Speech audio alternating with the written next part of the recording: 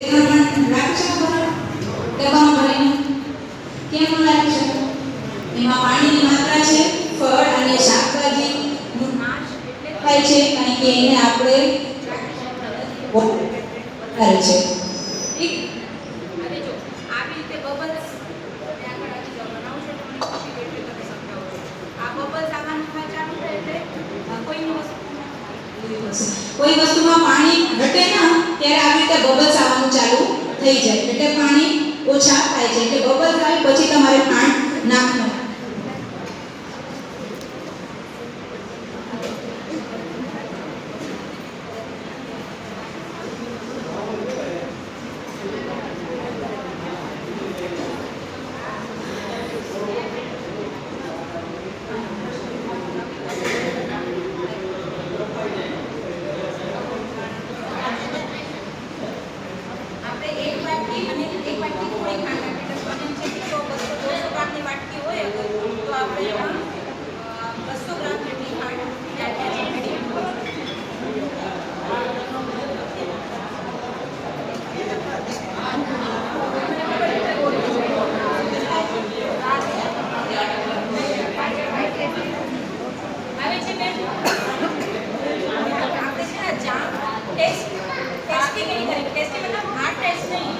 Check કેવી રીતે કરીએ કે જામ થઈ ગયા છે.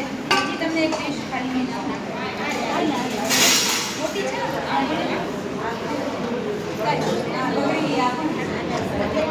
એમાં એક ટીપાઈ વચ્ચે આ એને કહેવાય છે શીટ ટેસ્ટ મેથડ. એટલે ટેસ્ટ કરવાનું કે જામ તમારા તૈયાર થઈ ગયા છે કે નહીં. તો આમાં આપણે આની ડિશ રાશી કરશું ને હજી બધા જામ શું કરે છે? નીચે આવે.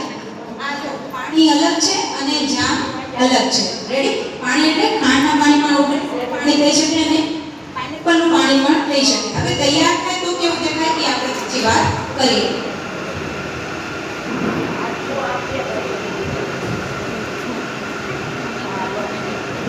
આપણે ખટાશ માટે પાઇનેપલના જામ ખાતા પછી થોડી ખટાશ આવે છે. ખાંડ નાખ્યા પછી તો શું નાખવાનું?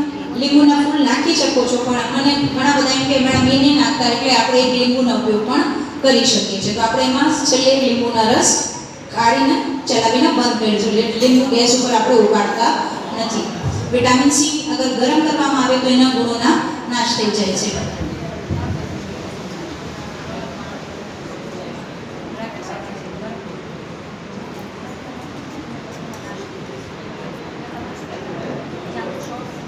જાંબુ શોર્ટ બનાવવું હોય ને તો જામ ફ્રીજમાં નહીં, ફ્રીઝરમાં અત્યારે મુકાવી દીધું છે.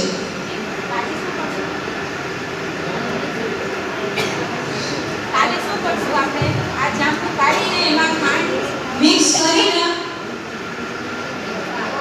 ગળેલી ખાંડ મિક્સ કરીને આપી રીતે રાખી દેજો ફૂલ ગેસમાં મેલ્ટ થાય.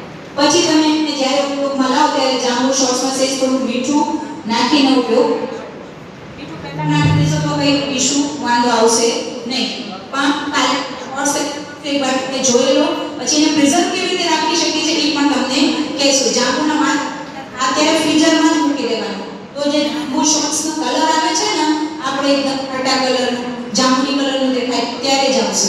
એટલે અત્યારે જ એના ફ્રીઝરમાં મુકાવી દીધું છે. ફ્રીઝમાં નહીં, ફ્રીઝરમાં જ્યાં બરફ આપણે રાખીએ છીએ. રેડી?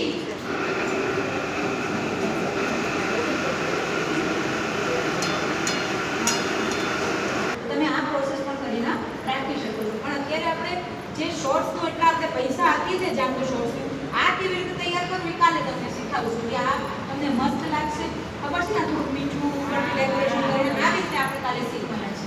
ઠીક છે? આ તમને ટેસ્ટ કેવું લાગે? કારણ કે એ છે ને ભાઈ જાંબુ શોર્ટ બનાવતા હતા એના પાસેથી આપણે શીખ્યા કે શું કરે છે. બધા પર ઉપરનું છે એનું શું કહીએ માવો કાઢીને ફ્રીઝરમાં મૂકે, ડીપ ફ્રીઝ કરી દે. એના પાસે તો ફ્રીજ હજી આ સારી હોય મોટી અને એમાંથી કાઢીને આપણા જાંબુ શોર્ટ્સ ત્યારે જ મિક્સરમાં ક્રશ કર્યું છે. બરાબર? એટલે અહીંયા જોયા ને તો લાગ્યું કે હા આ રીત છે.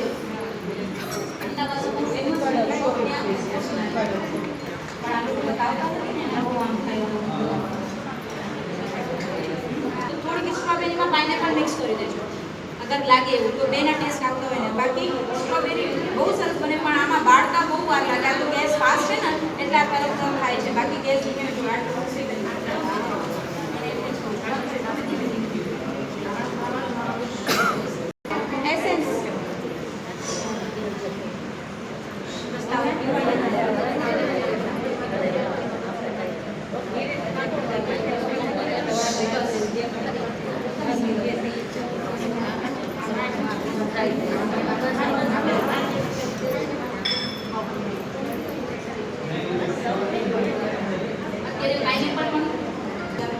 પીળા કલરનું પાઇનેપલ જે આવે છે તો કલર એકદમ પીળા થઈ જાય, કોઈ જાતનો કલર આપણે નાખવાની જરૂર પડતી નથી. પણ અત્યારે પાઇનેપલ એવા આવે છે ને એટલે હવે આ જો ત્રાસી નહીં ઊભી કરી દેવાની. આ જો અને આ જો જે સેજ થોડુંક રહેશે ને શું થયું બધું જામી ગયું ને જે થોડાક પાણી અંદર રહી ગયા છે એ જ પાછળ બધાને બતાવો. આ પહેલાનું છે ને આ પહેલાનું થોડું પાણી છે એ પાણી ભરે ને એટલે તમને ખબર પડી જશે કે આ જામ આપણે તૈયાર થઈ ગયા છે. અહીંયા જામી જશે એક ટીપા મૂકશું એટલે ડ્રોપ જેવું થઈ જશે. એમ આપણે કફ સિરપ પીવડાવીએ છીએ ને કે ક્યાં પડશે એક ડ્રોપ તો કેવું થાય એકદમ લાગે છે કે ખાંડ જેવું છે. ભલે 1-2 મહિના રહે 2-3 મહિના ઓછા બનાવીને રાખો. આ ખરાબ થયા તો પણ જલપાબેન પાસે નંબર હતો મારે મને પૂછવું પણ નહીં કે મેડમ મારું કેમ માજા ખરાબ થયું પૂછે તો હું પછી પૂછું તમે કેવી રીતે બનાવ્યા હતા, પછી તમને કઈ આઈડિયા આપ્યું તમારું ખરાબ છે એકવાર એક્સપાયર પછી તમે બીજી વાર પૂછો નહીં. હજી તમને પહેલાં જ એમ કીધું એકવાર બનાવે તમે નિષ્ફળ રહી શકો. તમને પાઇનેપલનું શીખાઈ ના જાઓ કદાચ તમને ટીપા પડે અને તાળુમાં રહ્યા અને જોઈ લીધું હા પાણી નહીં બંધ કર્યું. અત્યારે આ એટલા લોકો ચેક કરે કે પાણી થોડાક છે બે તો આવી રીતે પૂછી લેવાય. નંબર છે બધાને છૂટ આપો છો. 10:30 વાગે સુઈ જાઉં છું ત્યારે ફોન નહીં કરતા 6:30 વાગે ફરીથી ઉઠી જાઉં છું પછી 6:30 વાગે તમે ફોન કરી શકો છો.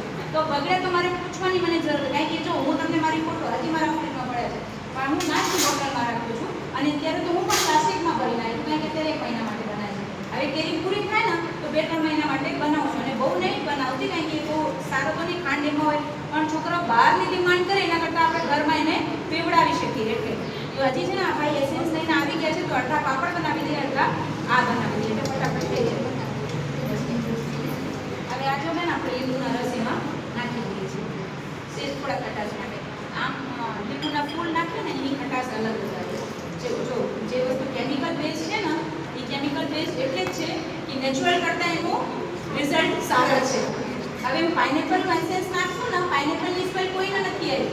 હવે એસેન્સની એવી સ્મેલ આવશે કે પાઇનેપલ કરતાં એસેન્સ પાઇનેપલ લાગશે એટલે બનાવે છે કેમિકલ વસ્તુ. એ નેચરલ કરતાં એનું સ્મેલ સ્ટ્રોંગ હોય કે તમને એનું ટેસ્ટ આવવું. આમાં તમને ફેર દેખાયો આ પાટિયામાં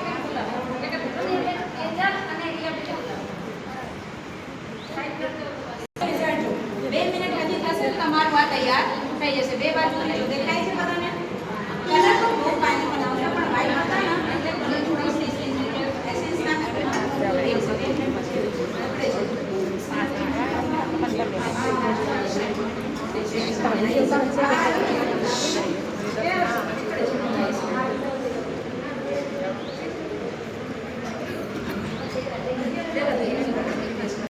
હોટલવાળા લખે છે કે ઘર જેવું જમવાનું મળશે અને આપણે ઘરે જમીએ તો એમ કહીએ કે હોટલ જેવું નથી.